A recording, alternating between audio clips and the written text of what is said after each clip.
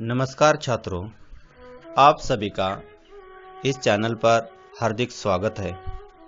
तो आज इस वीडियो के माध्यम से हम विराम चिन्ह के बारे में विस्तार से जानकारी लेंगे।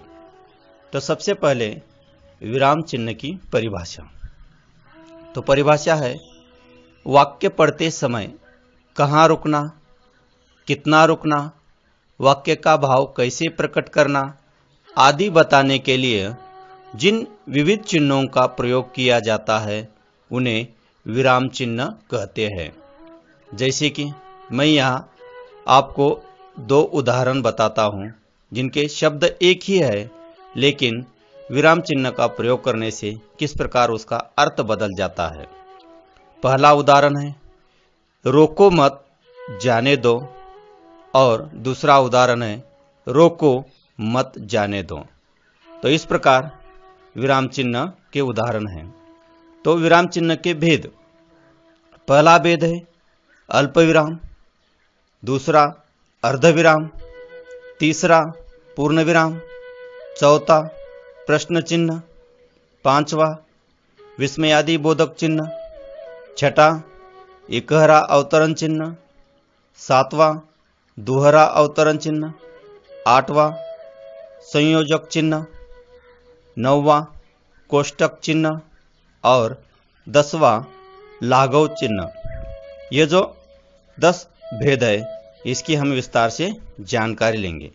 इससे पहले छात्रों को सूचना है कि वीडियो देखते समय महत्वपूर्ण मुद्दे लिखकर लीजिए और वीडियो अंत तक देखने की आदत डालिए, जिसके कारण इस विषय का पूरा ज्ञान आपको मिल सके।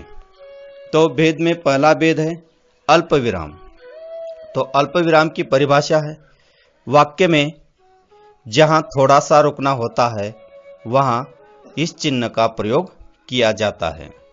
जैसे कि आप सयाने हैं, बड़े हैं, अक्लमंद है। दूसरा उदाहरण है, मैंने मराठी, हिंदी और अंग्रेजी का अध्ययन किया। दूसरा भेद है अर्ध विराम। तो अर्ध विराम की परिभाषा है, अल्प विराम से ज्यादा और पूर्ण विराम से कम जहां रुकना होता है उसे अर्ध विराम कहते हैं। जैसे कि वह कब आएगा मैं नहीं जानता। विराम चिन्ह का तीसरा भेद है पूर्ण विराम। तो पूर्ण विराम की परिभाषा है, वाक्य की पूर्णता को प्रकट करने के लिए पूर्ण विराम का प्रयोग किया जाता है। जैसे कि गुरुजी कक्षा में आ गए। तो अगला भेद है प्रश्न चिन्ह। तो प्रश्न चिन्ह की परिभाषा है, वाक्य में जहां सवाल पूछा जाता है उस वाक्य में प्रश्न चिन्ह का उपयोग किया जाता है, और प्रश्न चिन्ह वाक्य खत्म हो जाने के बाद वाक्य के अंत में लगाया जाता है। जैसे कि उदाहरण के तौर पर देखेंगे कि पहला वाक्य है, यह सड़क कहाँ जाती है, और दूसरा, तुमने पूरा वीडियो देखा क्या। इसके बाद अगला भेद है विस्मयादि बोधक चिन्ह।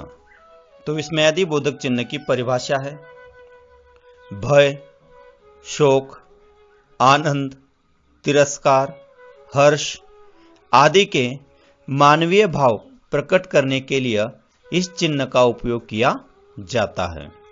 और विस्मयादि बोधक चिन्ह भय, शोक, आनंद, तिरस्कार आदि स्पष्ट करने वाले शब्द के सामने लगाया जाता है। इसके उदाहरण है, काश मेरे पंख होते। दूसरा उदाहरण है, शाबाश तुम आगे बढ़ो। विराम चिन्ह का अगला भेद है एकहरा अवतरण चिन्ह। तो इसकी परिभाषा है, शीर्षक या पुस्तक, संस्था का नाम निर्देशक करते समय इस चिन्ह का प्रयोग किया जाता है। जैसे कि मेहनत का फल, बाल भारती, श्यामची आई, ये इसके उदाहरण है। अगला भेद है दोहरा अवतरण चिन्ह। तो इसकी परिभाषा है बोलने वाले के उद्गार अथवा एखादी लिखी हुई पंक्ति जैसे के वैसे लिखते अथवा बताते समय इस चिन्ह का प्रयोग किया जाता है। जैसे कि पहला उदाहरण है तुम मुझे खून दो मैं तुम्हें आज़ादी दूंगा। और दूसरा उदाहरण है आराम हराम है। अगला भेद है संयोजक चिन्ह।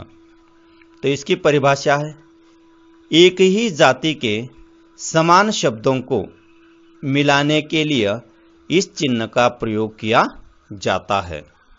जैसे कि माता पिता का आशीर्वाद मिला। और दूसरा उदाहरण है तुम गाड़ी धीरे धीरे चलाओ। इसके बाद विराम चिन्ह का अगला भेद है कोष्टक चिन्ह। तो इसकी परिभाषा है यदि किसी पद या वाक्यांश का अर्थबोध करना हो तो इस चिन्ह का उपयोग किया जाता है। जैसे कि उदाहरण व्यर्थ किसी से बैर या विवाद बहस हानिकारक है। और विराम चिन्ह का अंतिम भेद है लाघव चिन्ह। इसकी परिभाषा है किसी बड़े शब्द का प्रथम अक्षर लिखकर उसके आगे शून्य लगा दिया जाता है और पढ़ने वाला उसे पूरा पढ़ लेता है। जैसे कि पहला उदाहरण है डॉक्टर। तो हम डॉक्टर लिखने के बदले सिर्फ डॉ लिखते हैं। तो इसके बाद दूसरा उदाहरण है प्राध्यापक। तो प्राध्यापक लिखने के बजाय प्रा इतना ही लिखने से हम पढ़ते समय प्राध्यापक पढ़ सकते हैं। तीसरा है श्रीमान। तो श्रीमान के बदले सिर्फ हम श्री लिखते हैं। तो इस प्रकार आज इस वीडियो के माध्यम से हमने विराम चिन्ह की जानकारी ले ली है। तो अगले वीडियो में हम हिंदी व्याकरण का एक नया चैप्टर लेकर आएंगे।